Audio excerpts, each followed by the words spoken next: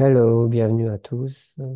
Cette édition avec Christophe et Frédéric. Alors, Christophe et Frédéric, j'avais une idée en tête en préparant cette émission. J'avais envie de vous demander qu'est-ce qui, depuis, pas forcément depuis l'éveil, mais en tout cas depuis que quelque chose a changé pour vous, et bien que rien ne change, quelque chose s'est transformé. Comment est-ce que vous voyez le monde aujourd'hui autour de vous? Pas seulement votre monde particulier dans lequel vous évoluez tous les jours, mais les problèmes éventuellement du monde, ou en tout cas ce qui se passe et qui peuvent affecter encore chacun de nous d'une manière différente. Voilà, ça peut être un petit peu le thème de départ, puis après, s'il y a des questions qui n'ont pas forcément à voir avec ça, ce sera bienvenu. Voilà.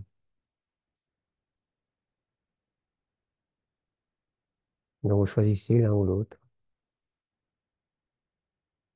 Oui, il faudrait réactiver le micro. Vous n'arrivez pas peut-être. Allez, je vais commencer. Euh, eh bien, comment est vu le monde et qu'est-ce que ça change? Je dirais que ça change tout et rien à la fois, en fait. C'est-à-dire que les choses sont vues comme avant, bien sûr, le monde extérieur ne change pas. Il n'y a pas de bouleversement, tout ne devient pas merveilleux dans les faits et dans la réalisation de ce qui se passe au quotidien.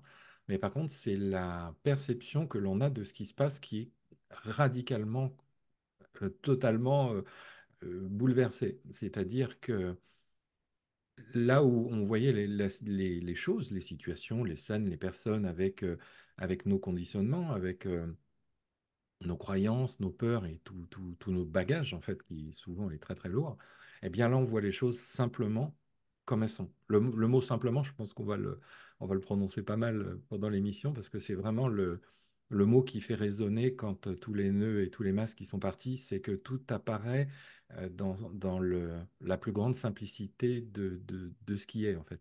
Au-delà de tous les filtres, au-delà de toutes les croyances. Donc, pour prendre un exemple, le travail, en ce qui me concerne, là où avant j'avais les semaines de travail qui étaient pas cool, et puis le week-end et les vacances qui étaient très cool, bah aujourd'hui tout est sur le même niveau, je dirais. C'est-à-dire que tout se fait sans aucune tension, tout se fait dans la plénitude. Alors c'est bizarre de parler de plénitude au boulot, mais en fait je parle même plus de boulot parce que c'est quelque chose qui se fait dans le maintenant et qui n'a plus d'enjeu en tant que tel. Il y a un enjeu dans la petite histoire, ok, il y a des choses à faire, on les fait avec un grand plaisir, même plus de plaisir qu'avant d'ailleurs, parce qu'avant il y avait les contraintes, il y avait tout ça. Et là, ça se fait vraiment avec un détachement, un recul, je dirais, parce que détachement, on pourrait dire on s'en fiche, mais c'est un recul qui fait que tout est fait vraiment bah, dans la paix et dans la plénitude.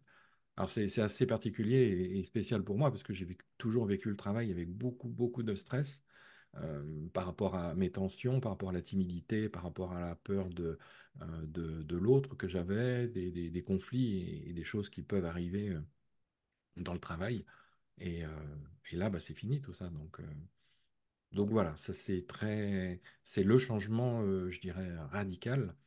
Et c'est pareil pour le reste, le reste. C'est-à-dire que à titre personnel, je m'intéresse plus aux informations. Les choses se passent comme elles se passent, et comme on voit les choses à l'échelle micro, c'est-à-dire de l'histoire du personnage de Christophe, comme au niveau macro, c'est-à-dire au niveau du monde, au niveau des guerres, au niveau de tout ça, de la même façon, eh bien, on peut voir parfois quelque chose se dessiner derrière les grands événements que je ne voyais pas avant. Et on voit vers où ça va amener sans analyser, sans juger. Et du coup, il y a un désintérêt en ce qui me concerne bah, des événements, sauf ce qui est en lien avec le pratico-pratique, du genre, je sais pas, quand il y a des grèves générales ou des trucs comme ça, bah, j'écoute les infos pour savoir si je vais pas être embêté pour aller au boulot et tout ça. Mais sinon, voilà, les choses sont comme elles sont, et sauf élan, ça aussi on en reparlera, je pense, parce que ce qui mène la vie, entre guillemets, après, c'est plus le mental qui est là, qui fonctionne à partir de ce qu'on a appris, mais c'est ce qui arrive, on va dire, à partir du cœur, dans l'instant. Il peut y avoir l'élan d'écouter ou de faire quelque chose dans l'instant, mais qui n'est pas du tout lié à un conditionnement. Donc voilà, ça change tout. et ça change rien en même temps. Donc c'est particulier à dire, mais Frédéric, tu vas peut-être le dire différemment, mais je vois pas trop comment le dire à mon niveau Mhm. autrement. Alors, ce que je dirais, c'est, déjà, je reviens sur ta question en disant que comment on perçoit le monde autour de nous. Déjà, il y a quelque chose qui est absolument radical, c'est que le monde n'est plus autour de nous. Le monde, il est en nous. Et en fait, on réalise qu'on est l'espace au sein duquel le monde apparaît. Donc, ce n'est plus nous et le monde. Il n'y a plus une division entre le monde et nous. Nous ne sommes plus dans le monde, mais le monde est perçu comme étant en nous. Il n'y a plus de division entre le monde et nous. Ça, c'est une première chose. Et ça, c'est fondamental. Et donc, voyant que le monde est en nous, comme d'une certaine manière que le monde est nous, que le monde sont des parts de nous, et bien effectivement, c'est vécu même au niveau de la temporalité d'une manière très différente, parce que tout est vécu en un éternel maintenant. Tout est toujours ici et maintenant. Même ce qui semble loin est vécu toujours ici et maintenant. Il n'y a plus de distance, il y a plus il y a une perception de l'espace et du temps qui est radicalement différente. Euh, ce qui se passe quelque part dans les pays étrangers se passe ici.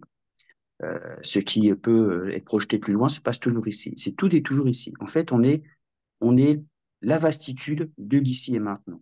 Donc, ça change radicalement la perception des choses. Et donc, tout ce qui se vit, donc la vie se vit au sein de cet espace que nous sommes. Donc, il n'y a plus de séparation.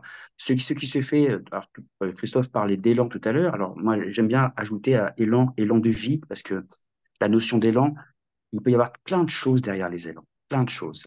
Ce qui peut nous porter à faire des choses, ça peut être à la fois des élans de compassion, mais ça peut être aussi des peurs, ça peut être des colères. Il y a plein d'émotions qui peuvent animer ce qu'on appelle les élans, en fait, le mouvement de vie qui va se faire en nous. Donc, ce qui peut être perçu aussi, c'est que au sein de nous, ce qui est perçu au sein de nous est vécu avec un regard différent, avec un regard plus clair et avec progressivement une vision qui va être de plus en plus, on va dire, épurée. Il y aura moins de projections sur le monde, il y aura moins d'attentes personnelles sur le monde. Donc le monde va être... alors ça, par contre, c'est quelque chose qui ici est vécu comme un processus progressif. La réalisation de ce que nous sommes, enfin, pour ici, ça s'est vécu immédiatement. Ce que nous le sommes depuis toujours. Il n'y a rien à changer pour ça. C'est notre nature immuable. Nous avons toujours et nous serons toujours ça. C'est comment dire, le fondement même de l'être. Et au sein de cette être-té, il y a l'incité du monde, le monde tel qu'il est, et et qui s'expérimente à travers des expériences. Et ça, c'est vu à partir de cet espace. Hein. Après, bon, pour aller un peu plus loin, ce que j'apprécie avec ce que dit Christophe, c'est qu'effectivement, c'est placé au niveau du travail. Pour ma part, on a pas mal de points communs. J'ai aussi un métier, je suis cadre dans une entreprise avec des réunions, des commissions de sécurité, des rendez-vous. Et tout ça, ça continue à se vivre, en fait. Donc, ça ne change rien par rapport au quotidien. Ça ne change rien sur le déroulement du quotidien, mis à part que c'est vu différemment. C'est que ce qui se vit au quotidien est vécu en, est, au sein d'un espace beaucoup plus vaste, en fait. Et donc, il y a plus, euh, il y a comme un, alors, le mot détachement n'est pas, est tout à fait, enfin, oui, effectivement, du recul par rapport à ça. C'est pas vécu de la même manière. Il n'y a pas la même, euh, comment dire, on n'est pas entraîné de la même manière, en fait. Donc, c'est vécu, mais c'est vécu au sein d'une plénitude. Le mot est juste, hein, c'est vraiment la plénitude, c'est vraiment tout est vécu au sein de cet espace. Et ça, je dirais que enfin, vu entre guillemets de l'extérieur, ça ne change pas forcément grand-chose euh, dans le déroulé des choses. Mais effectivement, au sein de cet espace, eh bien, il y a une sérénité de fond qui est là. Cette sérénité, elle est liée à la nature même de cet espace, en fait. Donc cet espace ne pouvant être entraîné, ne pouvant être ne pouvait, étant immuable, eh bien, ceci étant vécu, eh bien, il y a cette sérénité de fond qui est présente, quel que soit ce qui est vécu au sein de cet espace, que ce soit les moments difficiles, que ce soit les difficultés, que ce soit les émotions, eh bien, tout est accueilli au sein de cette sérénité de fond qui est l'attribut même de cet espace. Ok, merci pour ces bonnes explications complètes. Il y a un petit point que j'aimerais pardon, que j'aimerais essayer que tu creuses un petit peu, si c'est possible. Tu as dit un moment, pour toi, c'est l'évidence, le monde là-bas, c'est le monde ici, c'est la même chose.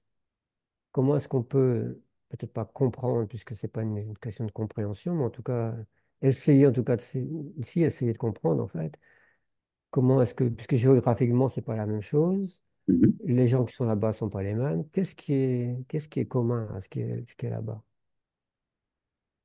Alors, ce qui est vécu comme là-bas est vécu ici. Donc, en fait, euh, lorsqu'on pense à ce qui peut se passer à des centaines de kilomètres ou à des milliers de kilomètres, eh bien, ce sont des images qui apparaissent toujours ici. Donc, tout, de la mesure où finalement tout est perçu comme étant des apparitions, des images en fait, il apparaît que ces images ne peuvent pas apparaître ailleurs qu'ici et maintenant. D'ici et maintenant est la nature même de l'être en fait. L'être vécu immédiatement, dans son immédiateté, est vécu ici et maintenant.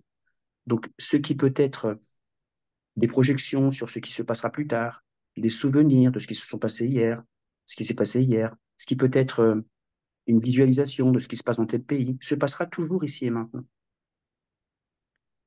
Dans, enfin, le reste, ce ne sont que des projections, en fait. Mais tout est toujours vécu ici et maintenant. Où est-ce que ça peut être vécu? Où donc Hmm. pourrait apparaître le monde ailleurs qu'ici et maintenant? Oui, d'accord, ça je comprends, mais en quoi c'est différent pour chacun d'entre nous? Pour chacun Ben, d'entre ça nous, n'est c'est pas. la même chose. Ben, ça n'est Mais, pas. mais la manière dont tu le dis, on dirait qu'il y a une différence de ressenti. Il y a pas Non. la même chose nécessairement. Il y a pas une différence de ressenti. Je dirais qu'il y a peut-être plus de clarté par rapport à cet état de fait. Mais ce que je dis, en fait, n'est pas différent. Je ne vous parle pas d'un état qui est différent du vôtre. Cet état-là, c'est la nature même de la conscience que nous sommes tous. Simplement, c'est vécu de manière plus claire. Mais ce n'est pas différent. Il y a pas de, il ne faut pas considérer un éveil qui nous permettrait, enfin, qui ferait de ceux qui, entre guillemets, appelle les éveillés, seraient différents des autres.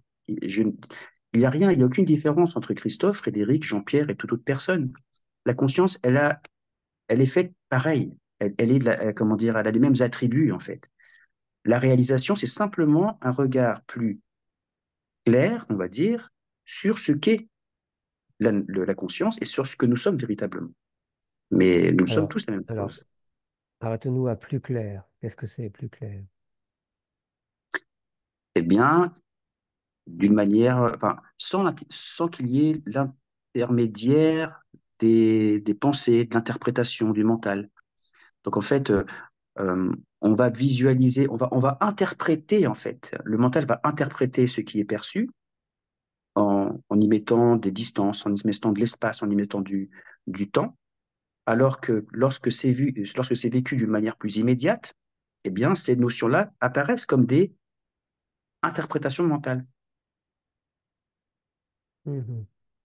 Donc, il y a une distance qui est faite dans l'expérience, on peut dire, ou un recul qui est fait dans l'expérience, alors que sinon, on est C'est totalement ça, embarqué dedans. c'est un recul, c'est un recul. Alors, la notion de recul peut être aussi mal comprise parce que quand on a l'impression Oui, de oui. reculer, on a l'impression qu'on va ailleurs, en fait. Mhm. Alors que c'est vraiment ici et maintenant. C'est vraiment ce que certains appellent le point zéro. C'est ni en amont ni en aval. C'est Mhm. véritablement ce que nous sommes ici et maintenant et éternellement. Après, Mhm. au sein de cet ici et maintenant, eh bien, il peut y avoir des projections, des interprétations, ce qui peut aussi amener à des incompréhensions, des doutes. Mais tout ça est toujours vécu au sein d'une clarté originelle. D'accord. Et si c'est vécu au sein d'une clarté originelle, comme tu dis, il y a moins ou peu de chances que une action ou une réaction apparaisse. C'est plutôt, s'il y a une action, quelque chose qui va être plus clair, plus juste.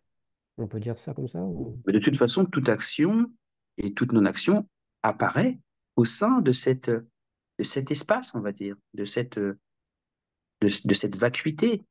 Tout apparaît, que ce soit, en fait, cette vacuité, elle est absolument pas conditionnée par ce qu'on peut ou pas faire, ou par ce qu'on peut ou pas comprendre. C'est ce que nous sommes. Après, ce qu'on appelle la réalisation, c'est simplement, on va dire, une réalisation plus claire, une vision plus claire de ce que nous sommes véritablement. C'est à travers comment, en allant au-delà des illusions de l'interprétation. Donc, ce sont des illusions qui apparaissent au sein de cet espace. Mais même les illusions apparaissent au sein de notre vérité, en fait. Donc, même les illusions, quelque part, sont, sont des expressions de la vérité que nous sommes. Mais c'est su que c'est des C'est, illusions. c'est, je dirais pas su, on peut dire, c'est vu, en fait. C'est vu. Mm. C'est vu, c'est reconnu. Mm. Ok. Bon, je crois que j'ai épuisé mon crédit de question. Bon, mais je crois que c'est important parce que des fois, on écoute et bon, c'est bien aussi d'écouter et se laisser bercer par les mots, mais parfois on a une interrogation et puis au lieu de la poser, ben, on la laisse passer et finalement, ça peut être utile. En tout cas, pour moi, ça l'est. Même si, même si je vois la limite du questionnement puisqu'on en reste avec des mots et les mots sont jamais que des vecteurs, donc on est toujours un petit peu limité, mais c'est le seul, en tout cas, c'est le plus important moyen de communication qu'on ait à ce jour, même si nos corps communiquent, Oui, pour tenter de se après, comprendre. je ne perçois pas le questionnement comme une difficulté, puisque finalement, ce sont des interprétations qui entretiennent une certaine forme d'illusion. Donc, quand on va au bout entre guillemets, des limites de l'interprétation, à travers le questionnement, eh bien, les questionnements peuvent tomber. Euh, Ce sont parfois des questionnements hein, arrivés à leur terme, même si effectivement, quelque part, il y a un échec dans la réponse du questionnement. Eh bien, le processus du questionnement, c'est aussi le processus de démantèlement de l'illusion. Mm. C'est le but du satsang, en principe. Mm. Voilà, pour moi, c'est donc... Pardon. Pour l'instant, c'est bon pour moi. Si quelqu'un maintenant veut intervenir, vous pouvez soit lever la main, soit simplement faire ça et puis ouvrir votre micro, poser une question ou un témoignage aussi.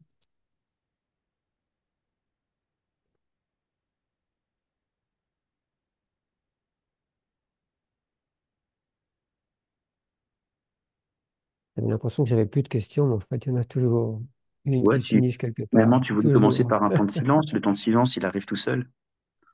Ouais, c'est juste. C'est une pratique qu'on fait habituellement dans la pratique que j'ai fait moi. Donc, pour ça, je la trouvais intéressante, mais bon. Ici, on est en France et on aime bien papoter en France. Bah, le temps de silence, je dirais que c'est la pratique de la non-pratique, en fait. C'est la pratique de ce que nous sommes. C'est paradoxal, mais nous pratiquons, en fait, Ouais. c'est, c'est jouer à être ce qu'on est. Mm.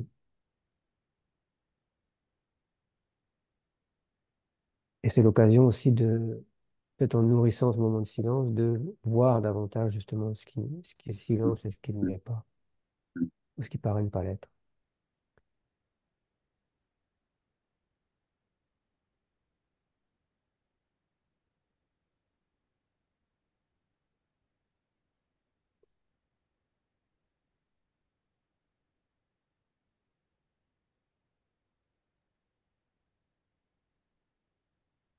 Alors, nous pouvons poser des questions, hein.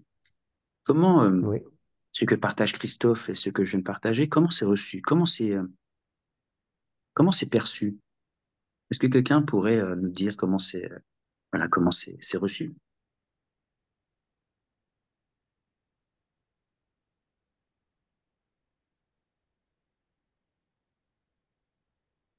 Je peux intervenir.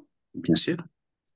Euh, Moi, comme je le perçois, c'est qu'intellectuellement, je pense que c'est bien compris dans tous les sens. Et il y a encore plein de choses qui ne sont pas forcément vécues comme je peux l'entendre ou le comprendre. Euh, Moi, où j'ai l'impression que je me prends les pieds dans le plat, c'est que même si intellectuellement je le comprends, euh,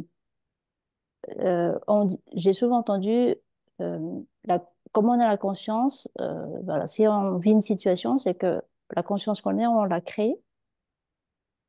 Et donc, ça nous permet de voir, par exemple, la croyance limitante qui fait que cette situation se crée. Une fois qu'on l'a vue, normalement, ben, la situation se modifie. Euh, et moi, j'ai l'impression que je me dis, tant que j'ai pas la preuve que la situation change, c'est-à-dire que je n'ai pas totalement réalisé ma nature, et, et si, supposons maintenant, je me dis, OK, ben voilà, je suis, mais tant que je vois que la situation dans le monde manifeste n'est pas modifiée, donc du coup, ça me confirme que je n'ai pas totalement réalisé. Puis en fait, j'ai l'impression que je tourne là autour. Et j'avais eu un petit échange par téléphone avec Christophe. Et Christophe avait senti qu'il n'y avait rien de spécial. Et quand je sens, par exemple, si à quel point la situation peut m'affecter ou me déranger, je sens pas forcément que c'est dérangeant. Mais malgré tout, c'est quand même toujours là. Et donc, je vois pas, je sens pas quelque chose de dérangeant, mais malgré tout, il y a quelque chose. Et il y a quelque chose qui fait qu'apparemment, ça réalise pas. Donc, je sais pas. Voilà, je tourne un peu là autour.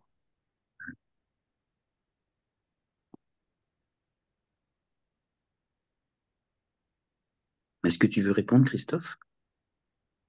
Là, je laisse venir un petit peu, mais effectivement, même en te voyant, on voit un calme intérieur, une certaine sérénité sur le monde qui t'environne, mais il y a quand même cette attente, ce questionnement, et ce questionnement, effectivement, il vient encore du personnage, et c'est tout à fait normal.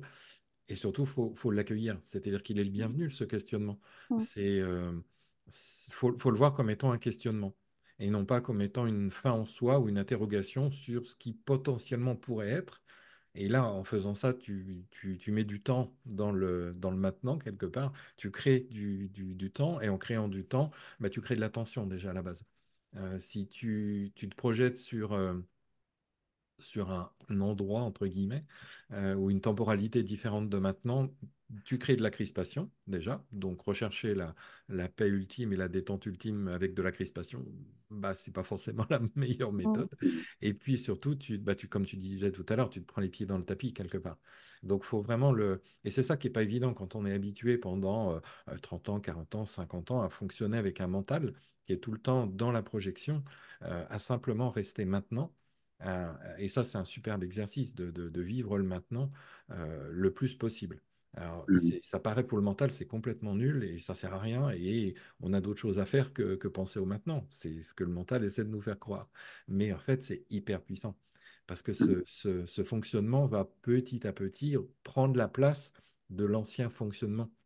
C'est comme une habitude. Mon père avait arrêté de fumer il y a quelques années avec une méthode qui était une méthode psychologique où on remplaçait les gestes précédant la prise de la cigarette par des gestes complètement différents ou à l'opposé. Et en faisant ça, on casse l'habitude, on casse le cycle et ça devient, là, je dirais, la normalité quelque part.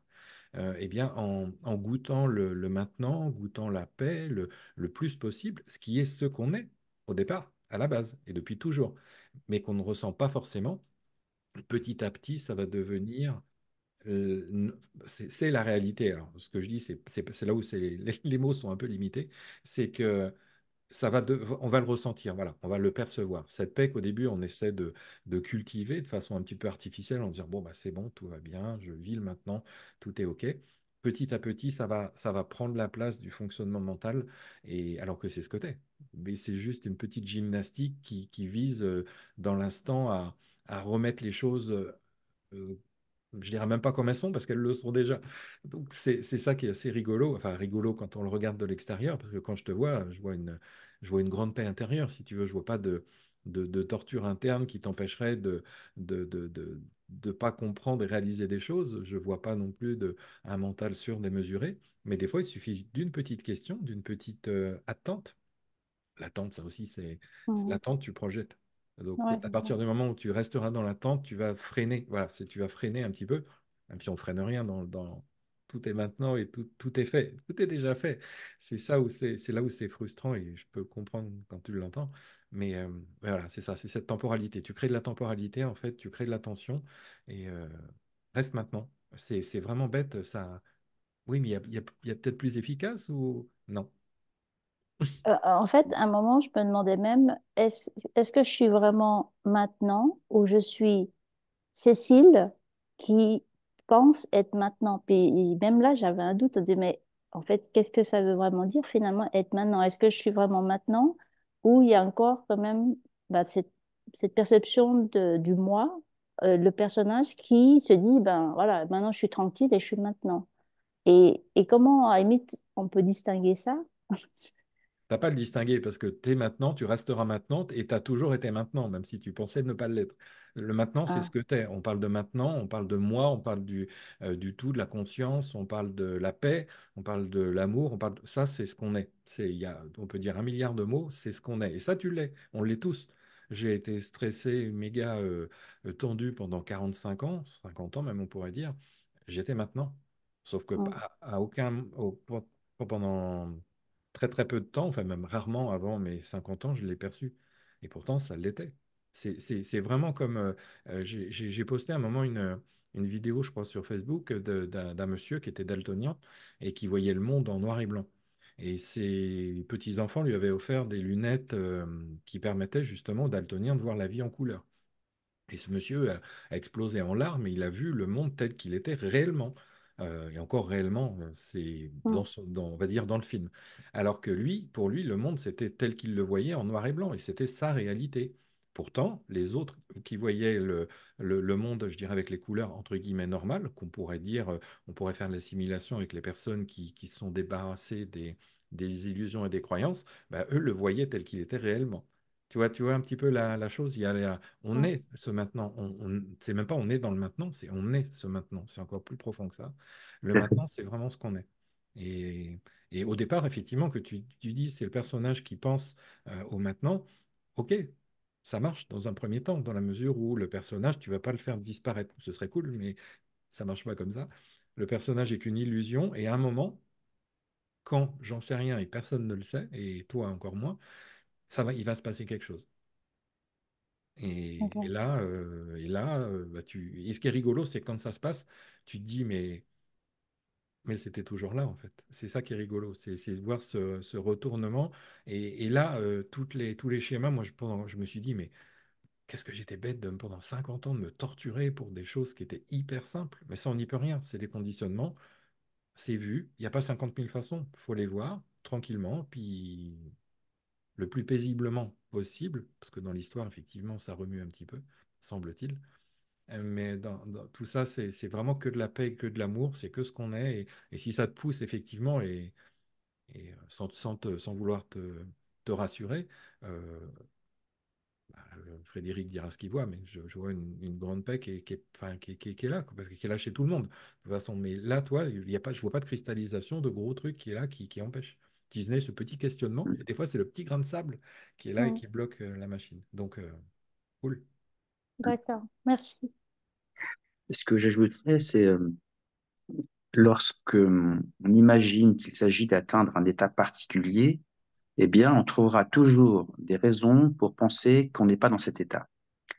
Lorsqu'on s'imagine que c'est un état un état, on va dire, de paix ou d'apaisement, eh bien, lorsqu'il y aura des tensions qui vont réapparaître, on imaginera avoir perdu cet état.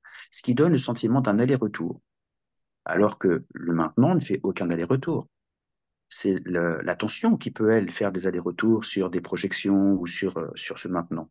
Mais ce que nous sommes en tant que maintenant ne fait aucun aller-retour. Euh, Ce dont on parle, l'état, ce maintenant dont on parle, c'est le maintenant de tout ce que nous vivons, des doutes, des tensions, des angoisses. Tout est toujours vécu au sein de ce maintenant. Lorsqu'on imagine que nous parlons d'un état particulier où il n'y a pas de trouble, où il n'y a pas de questionnement, où il n'y a pas de doute, eh bien forcément on ne peut que croire qu'on n'est plus dans ce maintenant. Alors que pour que ces situations et que ces expériences apparaissent, eh bien, il y a besoin d'un maintenant, et ce maintenant, c'est ce que nous sommes. Et c'est la seule conscience d'ailleurs, parce que Frédéric, Christophe, Jean-Pierre n'ont pas de conscience en tant que Christophe, Frédéric, Jean-Pierre, Mélanie ou autre. Seul le maintenant est conscience.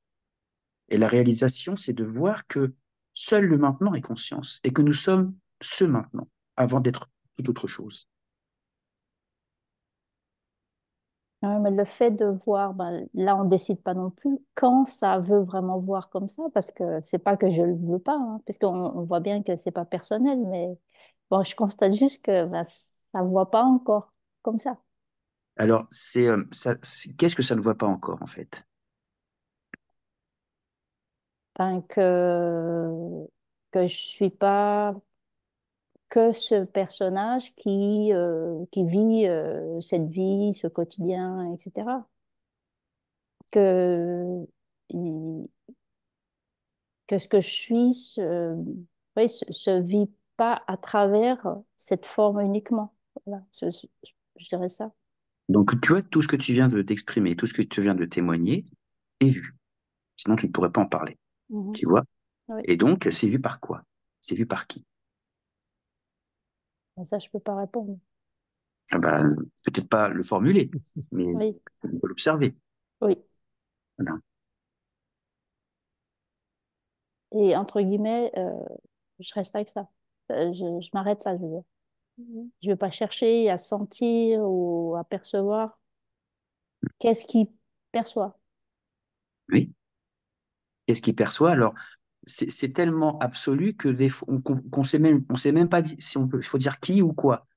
Mm. Qu'est-ce qu'il perçoit? Qui perçoit? En fait, c'est tellement absolu que si on dit qui perçoit, on rate une partie. Si on dit qu'est-ce qu'il perçoit, on rate une autre partie.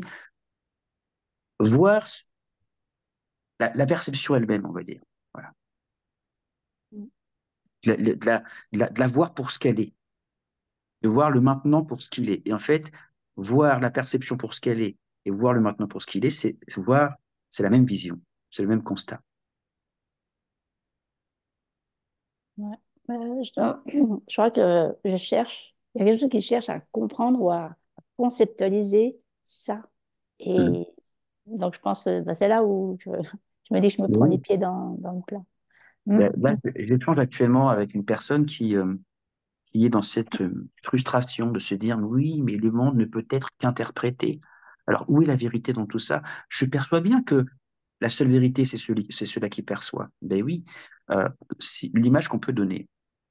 Euh, la musique ne pourra jamais interpréter le silence. Même les plus grands musiciens ne pourront jamais jouer le silence avec la musique. Est-ce pour autant que le silence n'est pas familier? Même si la musique ne peut l'interpréter, est-ce que pour autant le silence est quelque chose qui ne nous est pas parfaitement immédiat, Mm. évident? Donc il est une évidence qui ne peut pas forcément être formulée, interprétée, mais qui n'en demeure pas moins l'évidence originelle. C'est l'évidence ultime. C'est la seule et unique évidence. Tout le reste peut être mis en cause, mais pas cette évidence originelle au sein de laquelle le monde apparaît et auquel les doutes apparaissent, dans lesquels les questionnements apparaissent. C'est de ça dont on parle. C'est de revenir à cette évidence originelle au sein de laquelle le monde apparaît, les questions apparaissent, les troubles apparaissent, les émotions apparaissent. Et cette évidence, en fait, ça nous paraît difficile à pointer, et ben, de revenir, comme le dit très bien Christophe, de revenir à ce maintenant, parce que si jamais on faisait des rencontres, des échanges, des vidéos pour parler de ce qui était maintenant, personne ne serait là en disant, mais c'est bon, maintenant, on sait tout ce que c'est que maintenant. Voilà, il n'y a pas besoin de rester 1 heure et demie devant un téléphone, une caméra pour voir, pour comprendre ce que c'est maintenant. C'est bon, maintenant c'est là. Là où il y a véritablement une réalisation qui est véritablement bouleversante, c'est de voir que ce maintenant, c'est nous. Christophe le disait, nous ne sommes pas maintenant, nous sommes l'ici et maintenant. C'est ce que nous sommes vraiment. Donc observons ce qu'est l'ici et maintenant et constatons qu'il n'y a aucune différence et aucune division entre ce que je suis véritablement et ce maintenant.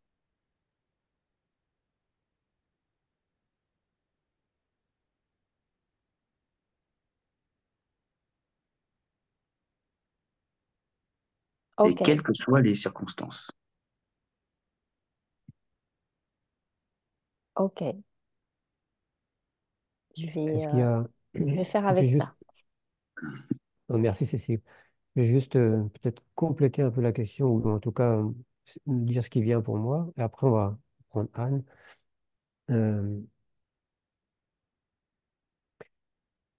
Il n'y a pas quelque chose qui permet de réaliser ça. Il n'y a pas un effort particulier. Mais la manière que chacun est d'être maintenant, c'est par le regard, c'est par l'écoute, c'est par la sensation du corps. Il y a tout un tas de choses qui fait que je vais sentir que je suis maintenant. Et ça ne veut pas dire que je réalise ce qu'est être maintenant, mais en tout cas, ce que oui, ce que je crois être, en tout cas, perçois d'une certaine façon, et plus ou moins selon chacun. Est-ce que ça On pourrait, intervient dans ce processus ou pas du tout? alors, on pourrait approfondir en disant que si on a une vision du maintenant et qu'on essaie de la faire coller avec ce que nous sommes, c'est pas la même approche. En revanche, de voir ce que nous sommes nous permet d'en déduire, mais c'est ça maintenant. Tu vois la nuance? Pas sûr. Alors, autrement dit, effectivement, ce qu'on propose, et à mon sens, c'est un bon pointage, hein, ce qu'on propose, c'est d'analyser véritablement la vraie nature du maintenant, parce que la vraie nature du maintenant, c'est notre vraie nature. Si on a du mal à voir ce qu'est notre vraie nature, parce que c'est un peu confus, parce qu'on a peut-être des projections, bah, partons sur quelque chose qui nous est familier. Mais qu'est-ce qui nous est familier? C'est maintenant. Donc, d'analyser ce maintenant, eh bien, ça nous permet de regarder précisément notre vraie nature. Maintenant, il est vrai que lorsque il m'est apparu clairement que nous sommes l'ici et maintenant, et il n'y a pas eu qu'est-ce que le maintenant? C'est que c'est la vision claire de ce que je suis véritablement qui va permettre de dire, mais c'est quoi la différence avec maintenant? Puisque puisqu'il y a pas de séparation, il n'y a pas de distinction entre maintenant et ce que je suis véritablement. Donc, ceci pour dire, pour pas que ce soit trop confus, que le fait d'observer euh, la vraie nature du maintenant nous permet d'observer notre vraie nature.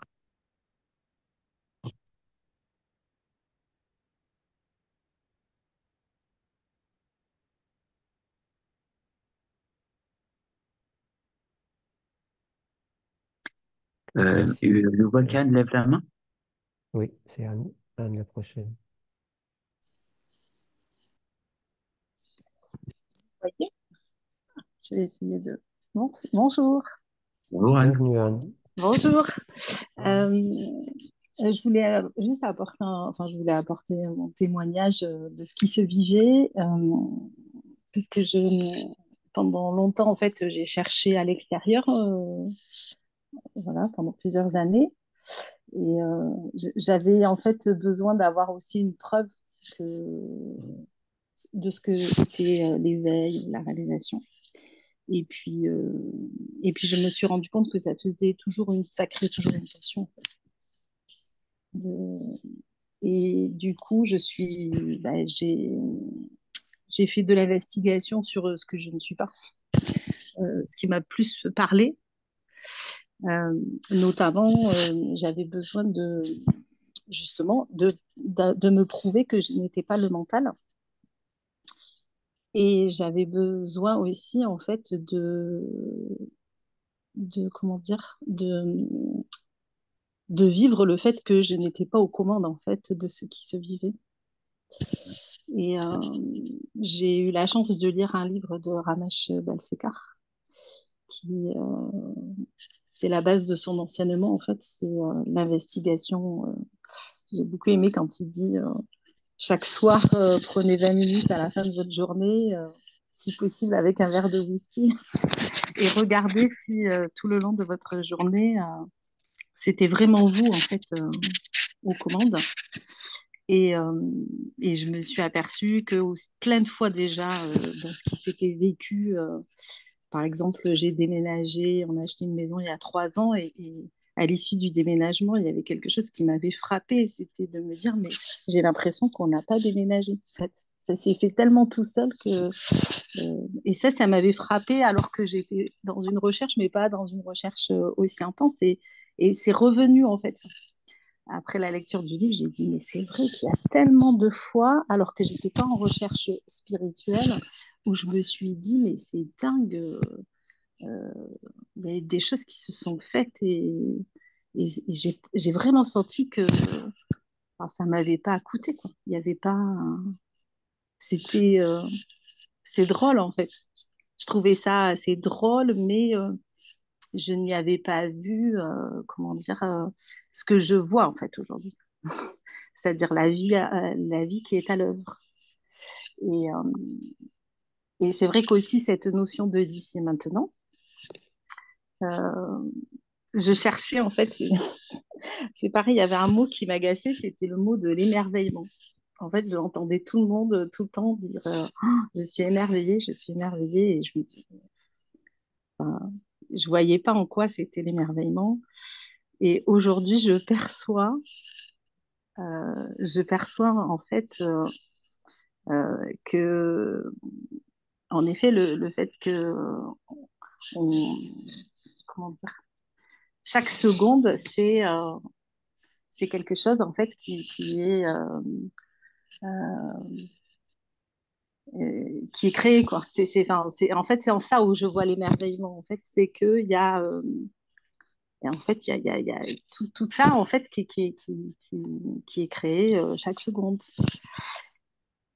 Donc voilà, donc ça c'est un peu ce que je témoigne. Et du coup, en effet, depuis que je m'amuse comment dire, à être consciente qu'il n'y a personne aux commandes, par exemple, c'est très joyeux d'aller au travail parce que je me dis en fait, euh, je suis un petit peu, voilà, comme dans un film, en fait, on ne sait pas qu'est-ce qui va se passer. En fait, c'est en ça où c'est intéressant. Ce qui est aussi intéressant et ce qui m'a permis aussi de m'émerveiller, c'est le fait de voir que la vie se faisait et que au fond, que la vie se faisait, bah, ça a été, ce qui a lâché, c'est le fait que je souffrais pour rien en fait. Quand je souffrais, je me suis rendu compte que alors je dis ça aujourd'hui, mais je comprends aussi, je sais que ça a été nécessaire aussi de passer par une recherche extérieure.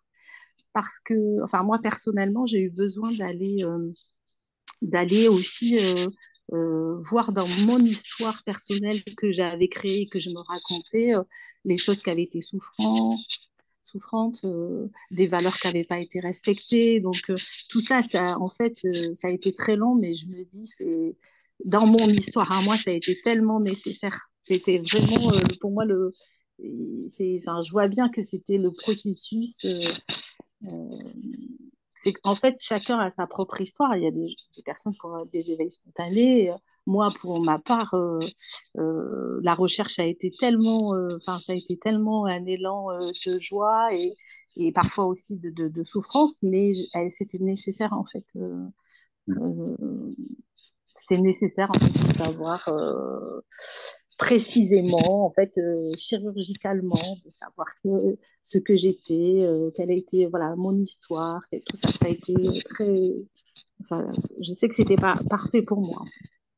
Donc voilà, donc moi, ce qui se vit aujourd'hui, surtout, c'est cette prise enfin, de cette investigation, de se dire que chaque soir, je continue à le faire et je regarde ma journée et je me dis, waouh, c'est plein de choses qui sont à l'œuvre. C'est très intéressant ce que tu as partagé. Alors, il y a plein de choses que tu as dit dans ton partage. Mais je vais essayer de me souvenir de tout ce que tu as dit parce qu'il y a plein de choses qui peuvent être mises en exergue, vraiment plein de choses. Euh, alors déjà, sur le fait de la recherche, on disait tout à l'heure que la quête, le questionnement, ça peut être aussi un démantèlement du questionnement. Et parmi cette approche de démantèlement, il y a le neti-neti, ni ceci ni cela. C'est de voir ce qu'on n'est pas. Je vais commencer par là.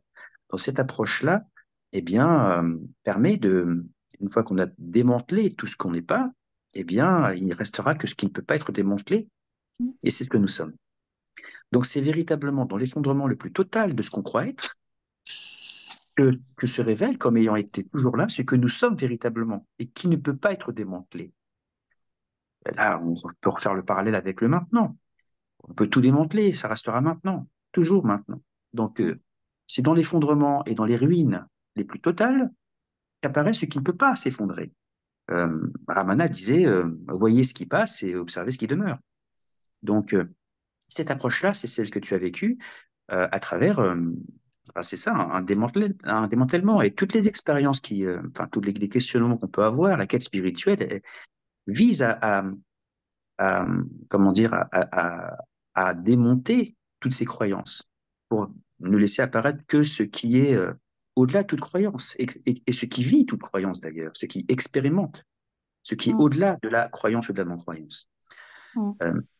Maintenant, par rapport au fait que les choses passent, que tu as déménagé, que tu te rends compte qu'il ne s'est rien passé, alors le déroulement de la vie sans qu'il y ait, on va dire, d'intervention personnelle, c'est ce qui est déjà là avant même enfin, au-delà de toute action, c'est ce que, pour ma part, c'est ce que j'appelle la grâce.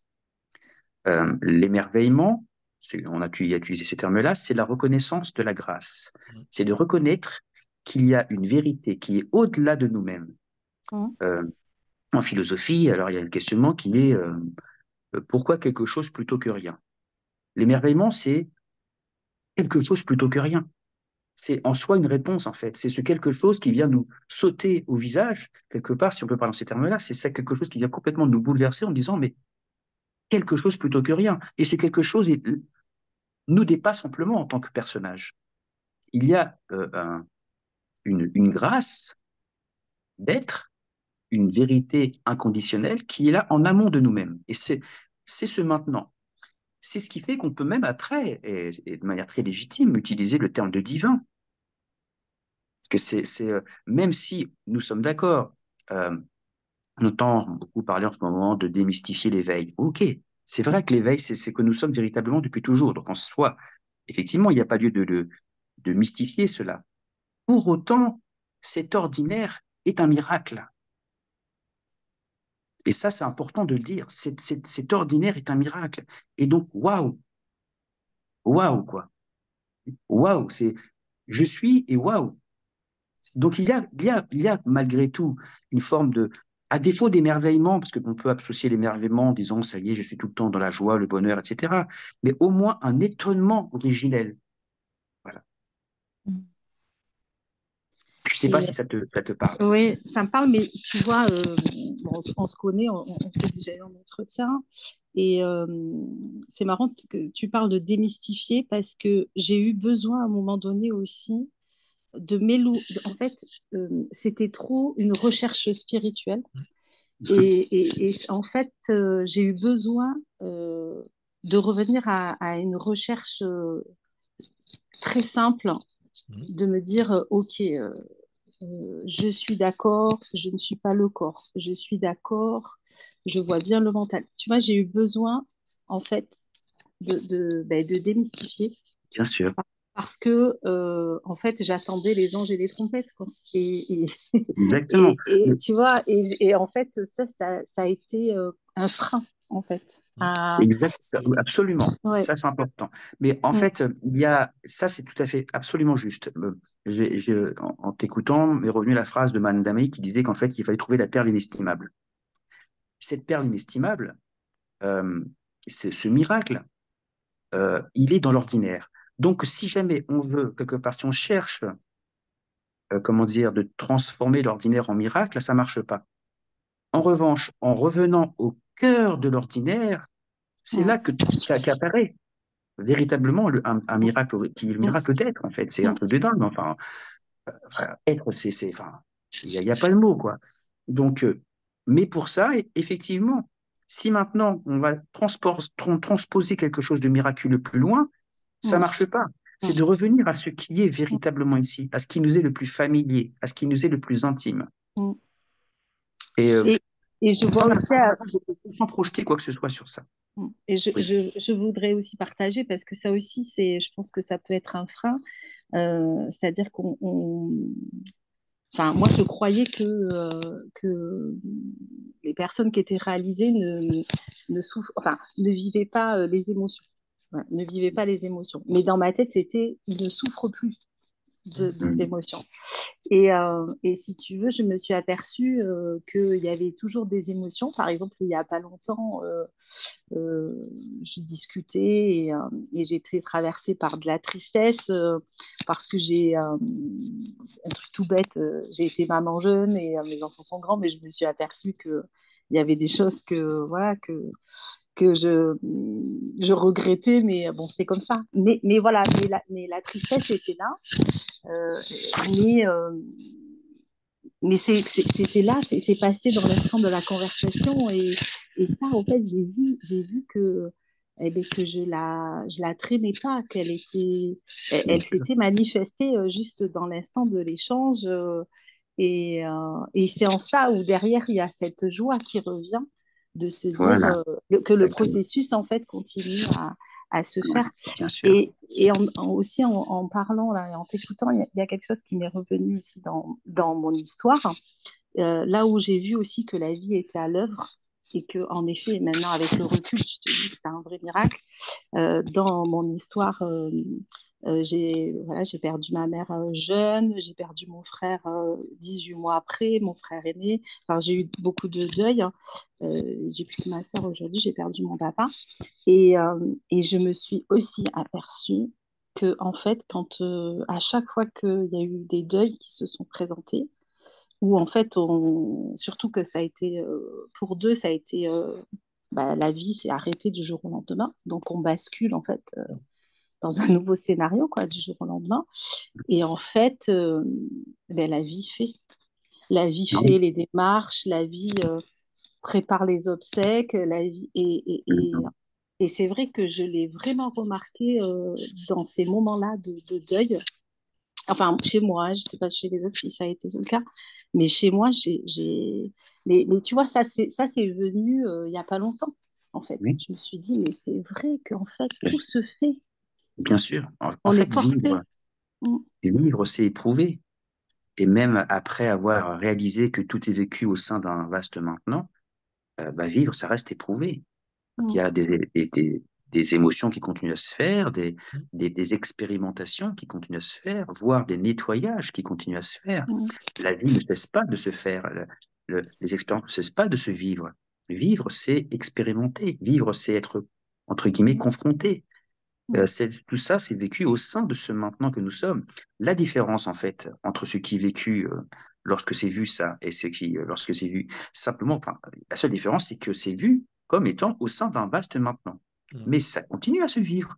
Les, mm, les réunions, les retards, les mm, problèmes de train, ça continue ça se vit, en mm, fait. Mais c'est vu comme étant le déroulement de la vie. C'est la vie qui s'écoule, c'est ça. qui continue à Mm, œuvrer au sein mm, de ce maintenant que nous sommes. mm, mm. Exactement. Exactement. Voilà, c'est simplement ce que j'avais envie de partager parce que je suis très touchée aussi voilà, par Cécile à travers les 700 parce que je me reconnais tellement aussi dans la recherche et du coup, tu vois, à un moment donné, je cherchais la paix et, en fait, elle était toujours là et je me suis dit, maintenant, je me fous la paix aussi avec la recherche. Mhm. Mhm. Voilà. Et du coup, voilà. Eh oui. Mais c'est un très beau Mais témoignage. Merci beaucoup, Anne. c'est tellement plus simple. Voilà. Merci beaucoup. Merci à toi. Et Merci beaucoup. merci, Jean-Pierre.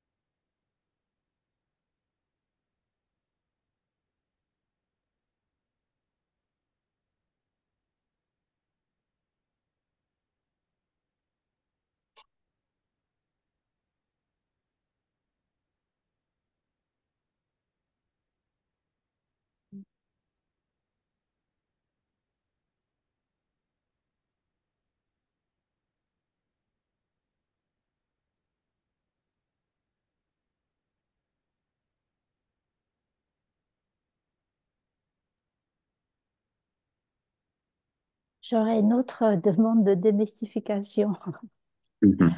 Euh, Si on dit que la conscience est omniprésente et omnisciente, euh, une fois qu'on réalise notre nature, on va dire l'histoire du personnage continue, il y a des choses qui se vivent, mais dans ce qui se vit, on peut constater que, par exemple, voilà, vous savez pas pourquoi vous vivez ça ou qu'est-ce qui va se passer plus tard.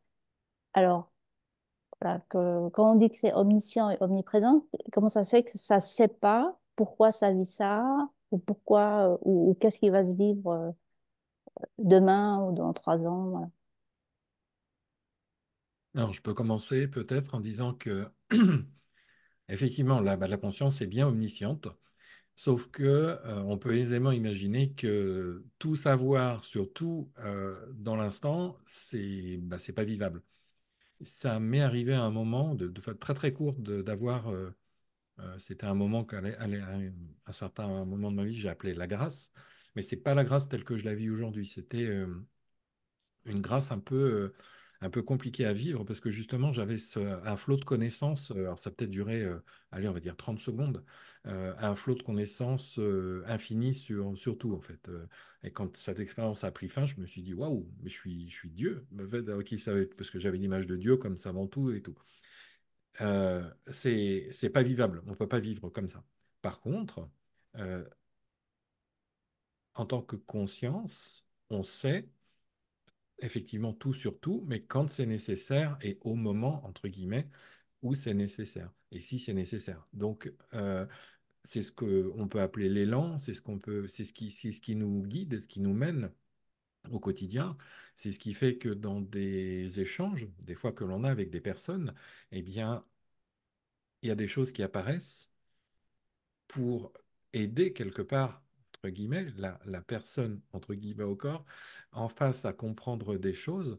Pourquoi? Parce qu'en fait, c'est simplement tout ça, c'est un immense jeu et une immense supercherie, et c'est ni plus ni moins que la conscience qui se parle à elle-même à travers des formes différentes. Et c'est pas tant le fait de savoir tout sur tout, parce qu'en tant que conscience, en tant qu'infini, quelque part, on est le tout, et on sait dans la mesure où on prend conscience de ce que l'on est, on sait tout ce que l'on est également. Et face à une personne, une représentation matérielle d'une d'une autre partie de la conscience, on pourrait dire, eh bien, on sait ce qu'il y a en face vu que c'est nous. Et les choses se débloquent quand elles ont besoin de se débloquer. Alors effectivement, enfin moi, à titre perso, Frédéric, je ne sais pas, mais je ne connais pas les numéros du loto ni du prochain tiercé parce que c'est pas nécessaire et ça reste dans le film. Mais parfois, je fais des choses et puis à un moment, j'arrête, je fais autre chose et une semaine après, je comprends pourquoi j'ai changé. Parce que dans l'histoire, il y a des événements qui ont fait que. Et des fois, les gens me disent, mais pourquoi est-ce que tu le savais que.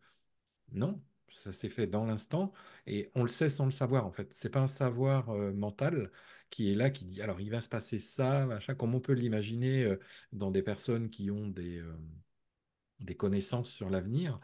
C'est pas des connaissances, c'est du savoir en fait. On sait quand c'est le moment et si c'est nécessaire. Savoir tout sur tout à tout moment, ce serait invivable en fait quelque part. Mais effectivement, en tant que conscience, on a cette connaissance, ouais, cette connaissance intime, infuse et intime, et qui se révèle au moment où ça a besoin de se révéler. Il y a plein de choses qu'on n'a pas besoin de savoir dans l'instant et qui demeure, je dirais, masqué, entre guillemets, simplement parce que c'est pas inutile. Ne vient que l'essentiel, en fait, entre guillemets. D'accord. Moi, quand je disais tout, c'est pas tout sur tout, tout le temps et sur, on va dire tout, mais c'est par rapport à l'être, le personnage qui se vit. C'est, par exemple, je sais pas, je rate le train parce que fallait que je rencontre peut-être quelqu'un qui était dans une gare. Et là, j'ai l'information, mais parfois, justement, il n'y a pas cette information. Et comme tu dis, une semaine après, tu le sais. Mais qu'est-ce qui Généralement, fait que tu le sur sais le après. moment, Mm. qu'est-ce qui fait que sur le moment, ben, ça ne se sait pas, puis que c'est une semaine après que ça se sait. Parce que Alors que tu dois le si vivre. c'est... Oui, mais C'est si, bon, moi, en fait, justement, ma compréhension jusqu'à présent, c'est ben, si je sais tout, ben, je sais déjà pourquoi je vis ça. Et j'ai pas à le comprendre une semaine après. Voilà, c'est dans ce sens-là. Ce que je pourrais partager, c'est que plutôt que la notion de connaissance, plutôt que d'associer la réalisation avec une notion de connaissance, je l'associerais avec une notion de reconnaissance. Mm. Donc, c'est de voir ce qui est pour ce qu'il est, en fait. Mm. Donc, il y a de ça. Après, au sein de cette conscience, enfin, cette conscience expérimente des processus de clarification, des processus de mise en lumière, de discernement. Donc, la conscience qui se sait être conscience d'une manière absolument évidente et indubitable, expérimente des prises de conscience, des expérimentations. Il y a donc euh, ce qui est beau, c'est cette, on va dire, j'allais dire, coexistence Mm. entre la, la reconnaissance absolue de ce qu'est l'être, l'union parfaite avec l'être, Mm. et l'expérimentation au sein de cette évidence absolue de la vie. Et ce qui est beau, c'est de voir que cette vie se vit au sein de cette conscience. Cette vie s'expérimente, se met en lumière, se soigne au sein de cette conscience. Donc il y a tout un processus de vie magnifique qui se vit au sein de cette conscience. Donc il est bien, euh, tu utilisais le mot de démystification, effectivement, il est bien de ne pas, enfin, de ne pas être dans la quête d'un idéalisme ou d'un fantasme d'éveil, en fait.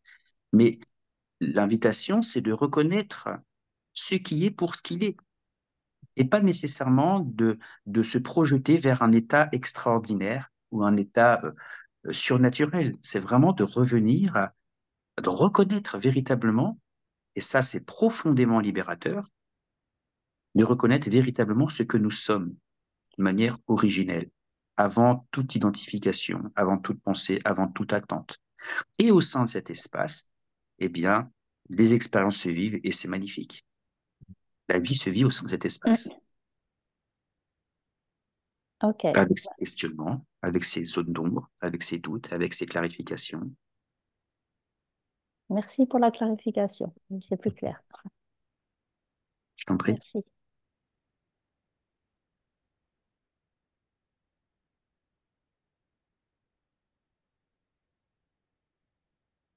Oui, Une main Mélanie, tu levée, peux. Mélanie F. C'est Mélanie, oui. Bonjour, Bonjour. Bonjour Mélanie. déjà merci beaucoup pour tout. À chaque fois, je vous écoute de temps en temps, enfin un peu tout le monde. Donc, merci à Jean-Pierre aussi. Euh, je voulais, enfin ça rejoint un petit peu tout ce qui a pu être dit à certains moments par rapport à justement à le fait de croire que ce sera parfait avec la réalisation, etc.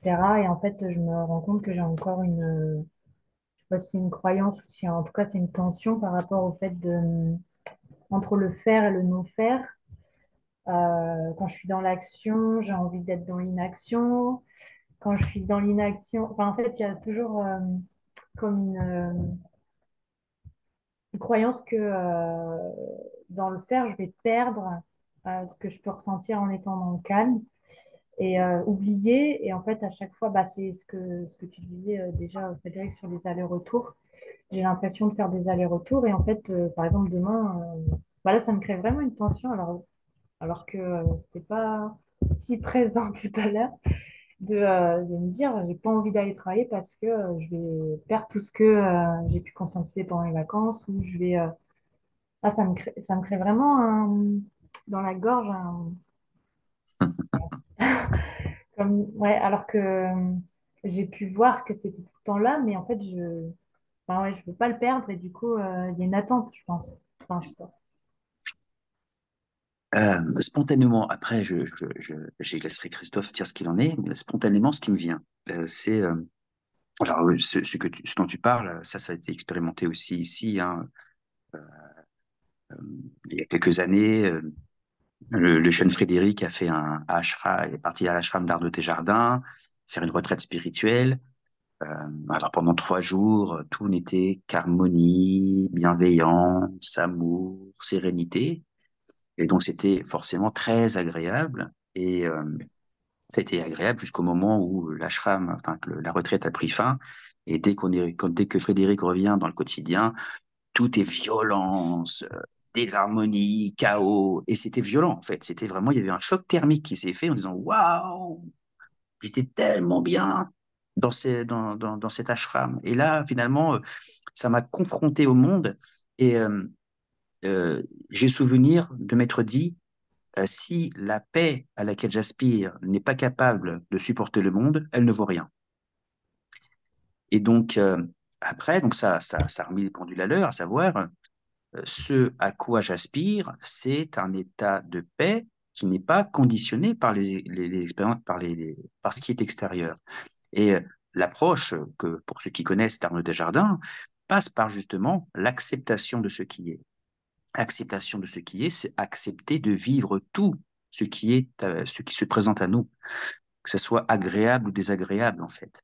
Et parfois, et même souvent, il faut le dire, la quête spirituelle, c'est une fuite de la souffrance. La quête spirituelle est une fuite de la vie. On veut s'éveiller pour ne plus vivre certaines choses. Alors que ce qui se réalise, c'est tout l'inverse. C'est que nous sommes l'espace où absolument tout se vit, y compris les angoisses, y compris les doutes, y compris les questionnements. Tout ça, c'est la vie à l'œuvre au sein de cet espace que je suis. Et là, c'est un regard qui est radicalement différent. Et je te rejoins à 200% pour deux choses. La première, pour parler de la fuite de la souffrance. J'ai eu 45 années un petit peu dures, pas par rapport aux événements qui m'étaient proposés, qui auraient pu faire souffrir Christophe et tout ça, parce que les événements, bon, mis à part un qui a été très très violent, le reste de ma vie était plutôt doux. C'est la façon dont c'était vécu à travers des croyances qui l'a rendu excessivement souffrante. Et à un moment, effectivement, j'ai voulu, alors assez tardivement, parce que la notion d'éveil, tout ça, je était assez nouvelle pour moi. Je voulais effectivement, alors, atteindre l'éveil. Donc déjà, voilà, la chose qu'on ne dit pas, c'est je veux atteindre l'éveil. Donc un, on se met un but. Deux, on met du temps.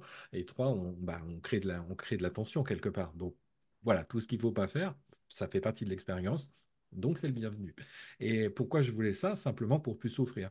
J'avais dans l'idée que, comme tu disais au début, l'éveil, c'est l'absence de la souffrance, tout est le bienvenu, enfin, je ne sais plus comment tu as dit ça, mais tout est parfait. Mais même quand on n'est pas éveillé, tout est parfait. Les événements et les événements qui nous font souffrir sont parfaits. On s'en rend compte après.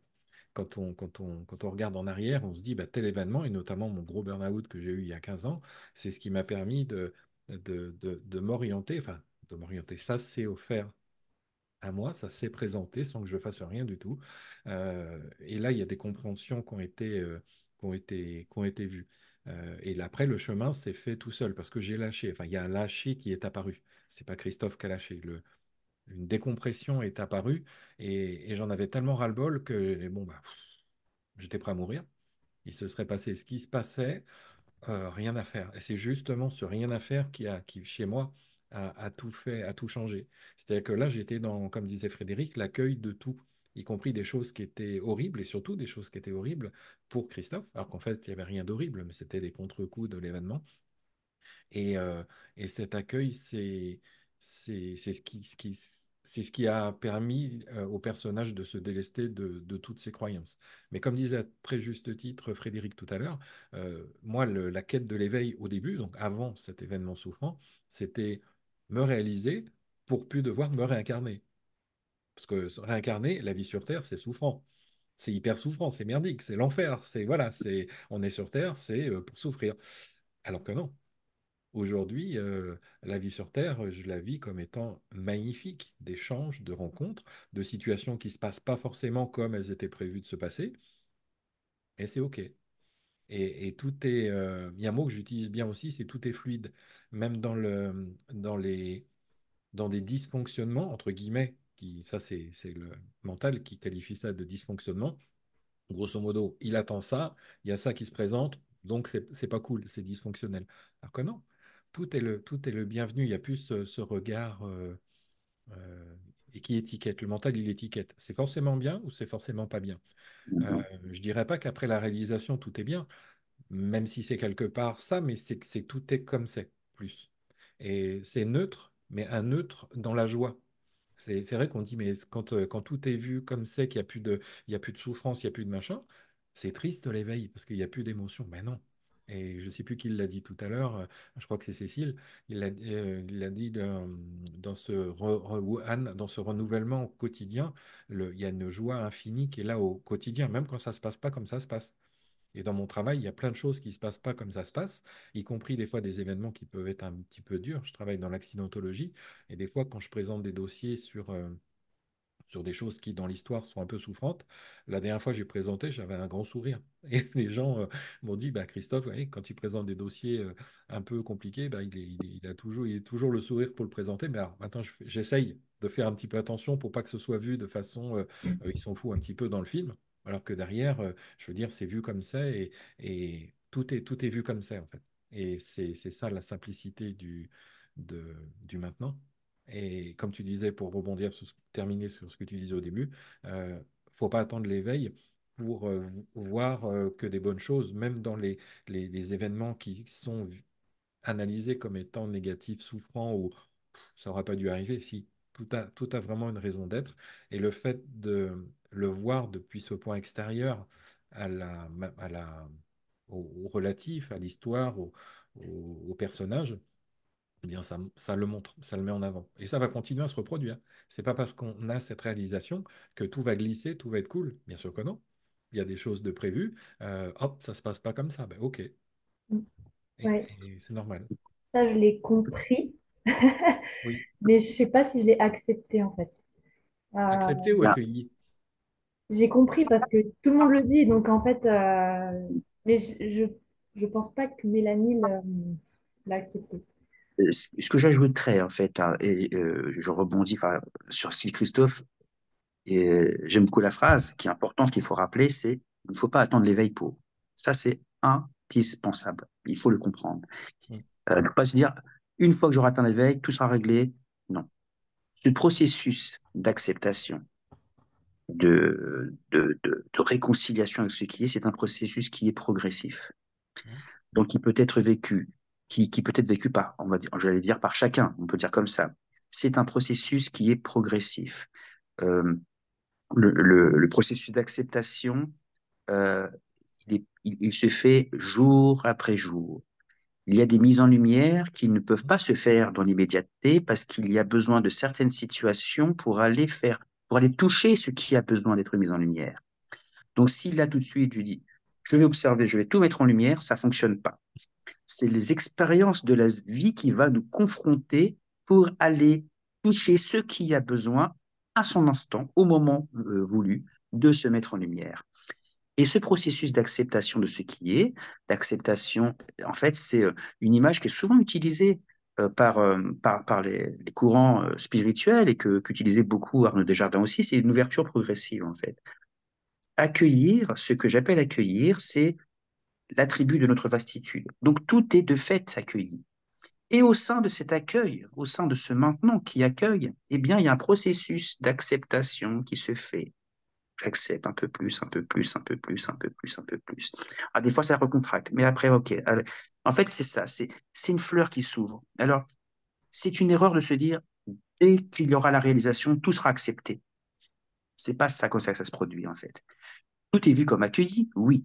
En revanche, le processus d'acceptation est un processus progressif et ça, il n'y a pas besoin d'attendre une quelconque réalisation pour, euh, pour vivre ça. Ça me fait du bien d'entendre ça. Mm. Ça touche, c'est sûr. Ça touche là où ça doit toucher. Mm. Merci. Je t'en prie.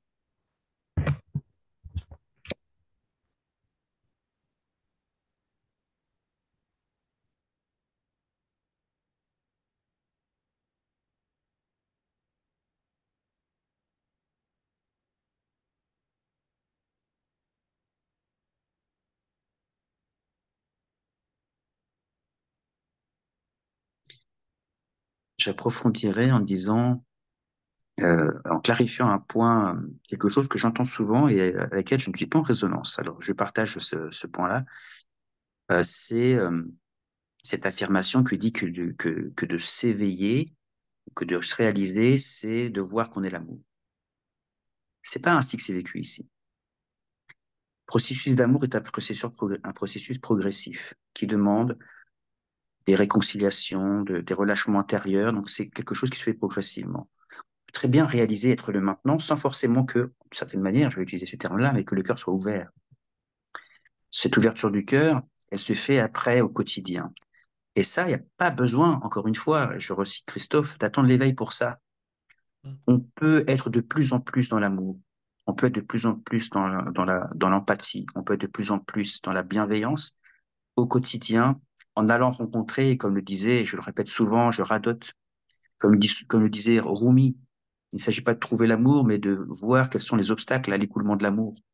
Et ça, ce processus-là, ce processus euh, profondément humain, se fait au sein de ce maintenant que je suis. Donc il y a à la fois ce maintenant, qui est notre dimension divine, et notre dimension humaine, qui expérimente un amour de plus en plus grand à travers les expériences de vie, les acceptations qu'on peut faire. Voilà, c'est quelque chose qui ne se fait, voilà, c'est un processus progressif.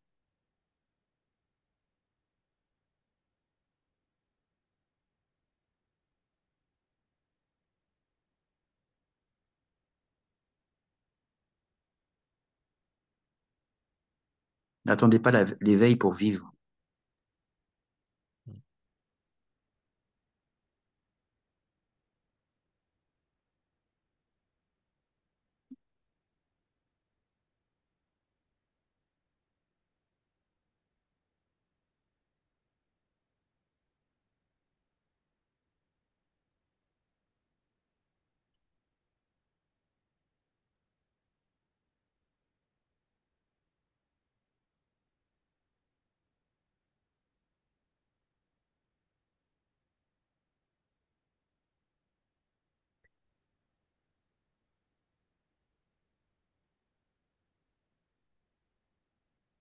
Alors, vivons.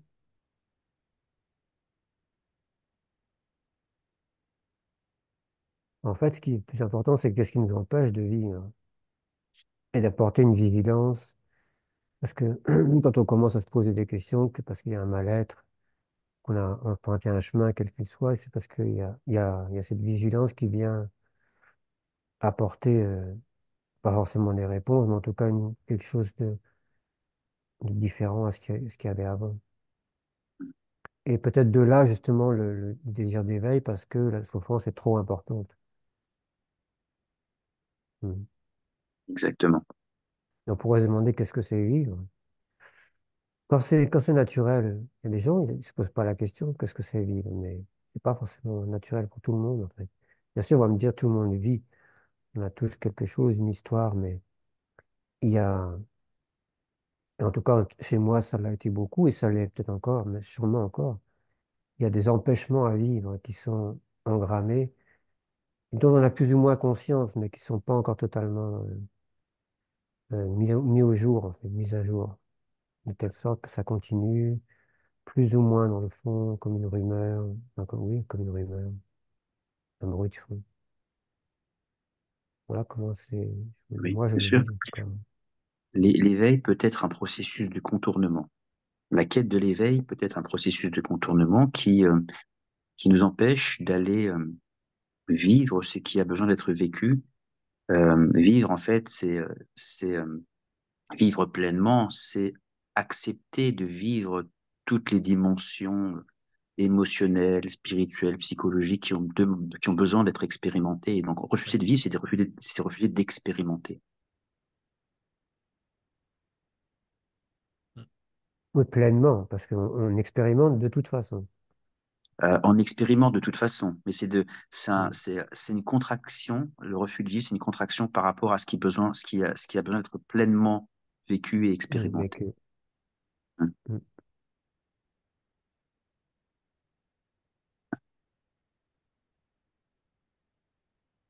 Et ça rebondit sur les notions souvent que chacun dit, et plein de personnes l'ont dit encore aujourd'hui.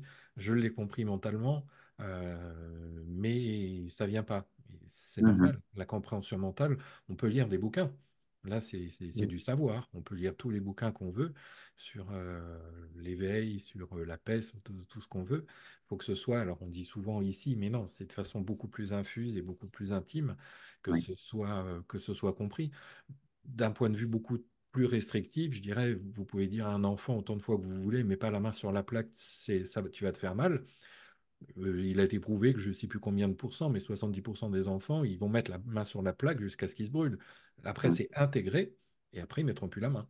Donc, c'est Mhm. c'est vraiment cette dimension intérieure, intime de la compréhension qui doit être faite. Et après la réalisation, ce qui est assez rigolo, je ne sais pas si Frédéric, ça t'a fait la même chose, mais perso, bon, mis à part pour voir un petit peu comment les autres en parlent, ben, j'ai cessé toutes les lectures, toutes les recherches sur plein de choses. Après, c'est le cœur qui parle. Le cœur peut orienter vers tel ou tel domaine. Mais la démarche mentale de d'enrichir ses connaissances bah, disparaît parce que la réalisation de sa vraie nature, c'est pas une dimension liée à la connaissance, c'est une dimension liée à un vécu et à un vécu plein entier. Et je rejoins ce que tu disais, à l'accueil et à l'acceptation de tout ce qui se passe. Et ça peut pas, c'est pas trouvé dans les livres.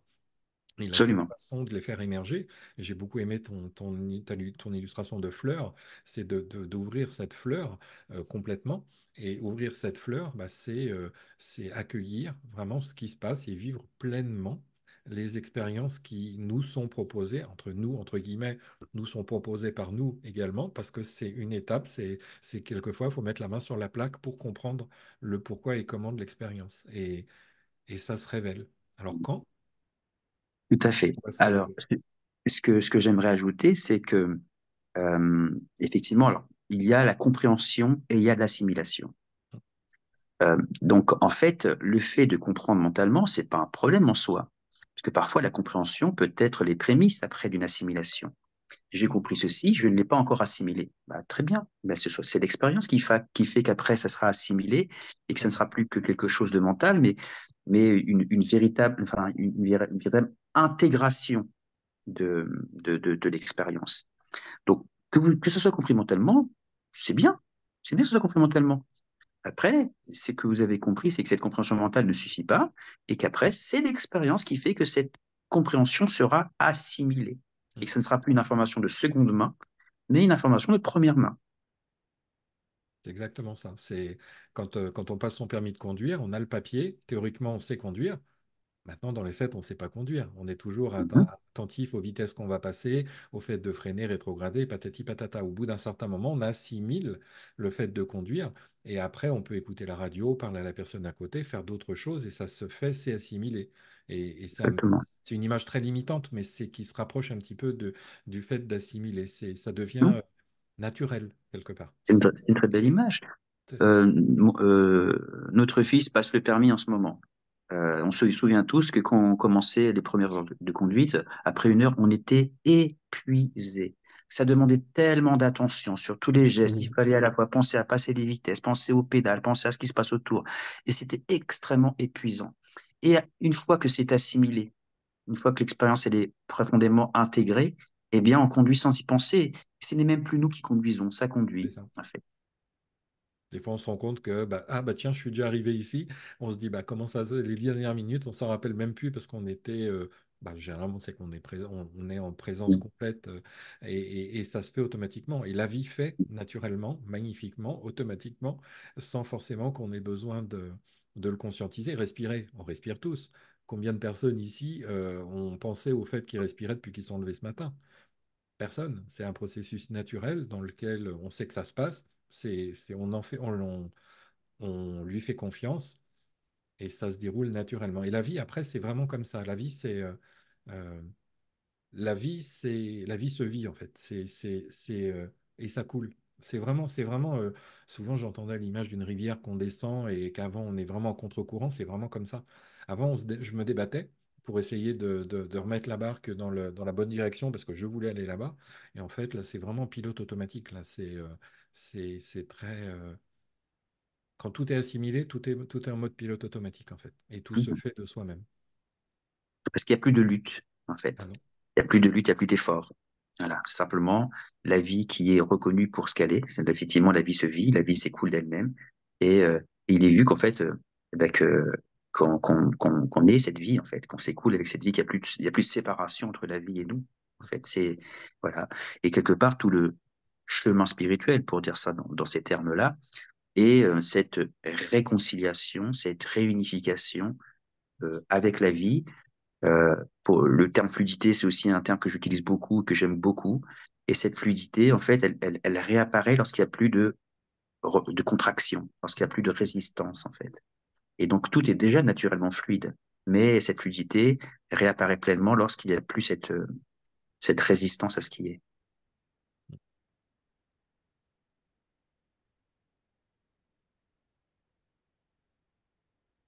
À tout ce qui est. Oui. Pas de... Oui, ça, oui, mais non, non, ça, non. Mais ça, C'est ça, non, non, tout, exactement. tout, tout. Il ne s'agit pas de vivre à 50%, en fait. Mm.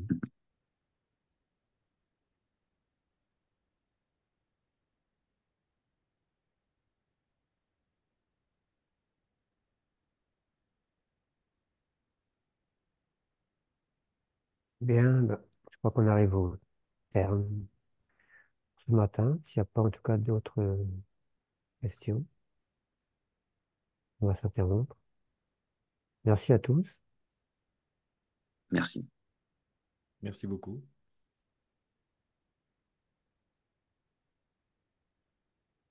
et puis à une prochaine fois. À bientôt.